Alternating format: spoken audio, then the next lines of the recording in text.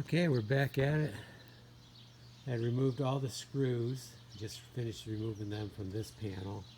This one I had rolled back down and put one screw in it for overnight, although they weren't calling for rain. I just thought just in case. And I'm about to pull this one up. I think I can do it one-handed. So I'm just going to gently grab this and start rolling it back. Now this one, I think there is some back borders.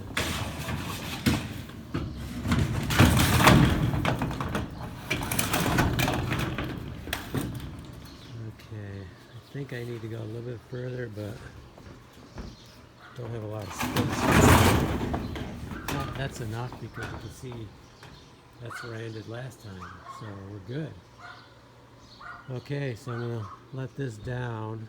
I'm going to have to walk on this to get over there, take my bags over there and start cleaning all that off.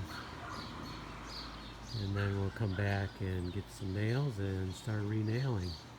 Oh, there's a board to fix, I think. I think right in here. No, right there, actually, right there it is. That one looks pretty bad, especially from underneath. Okay, so that's how you, I've never done this before, but when they stuck them together, it's one way to peel it back. Okay, let's get to work, clean that off and get it prepared.